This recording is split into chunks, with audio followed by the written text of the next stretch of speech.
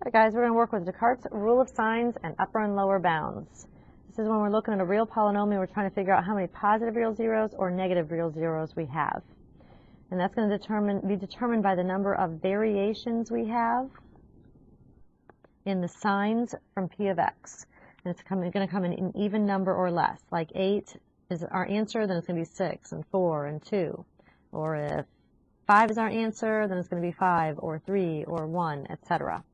The negative real zeros come from the variations in the signs from our function of p of negative x.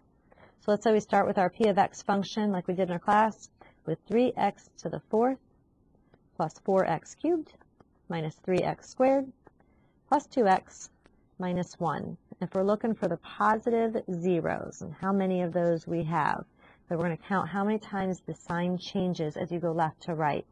So in this function, we go from positive to positive. Here's to negative is once, jumps to positive is once, jumps to negative is once. So add up those sign changes. It happened 3 times, or 1 if you go down with every even number less. Next one, if we check for the number of negative real zeros, we're going to check with p of negative x. The signs change when you have an odd exponent. So 3 to the x to the fourth is the same if you plug in negative x, but the cubed would become negative, the squared is the same, the x becomes negative, and 1 is the same. So again, if we count the number of changes of signs, it goes from positive to negative, and then it stays negative all the way to the end. That means the number of negative zeros, or the number of times that this changed signs, was once. So we know we have 1 negative zero and either 1 or 3 positive zeros. So if you look at this graphically, put it on your calculator, you'll notice that it has that 1 negative 0 over here, looks like around negative 2.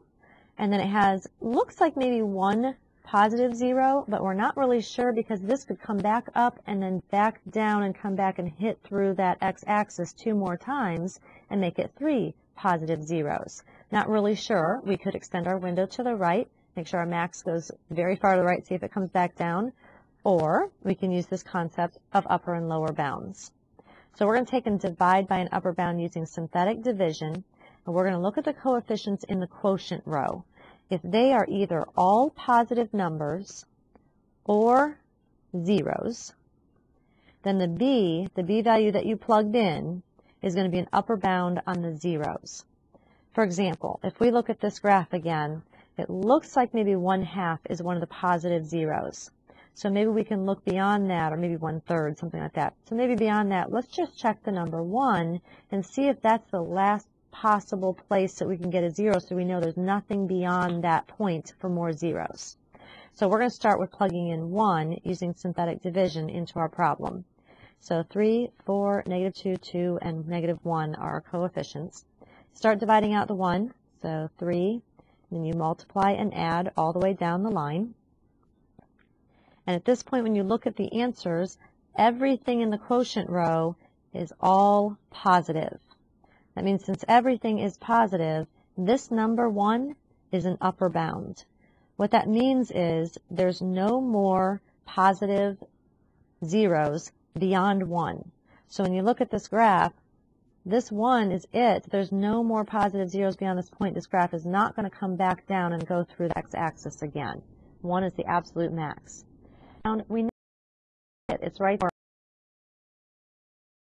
on the box to find it.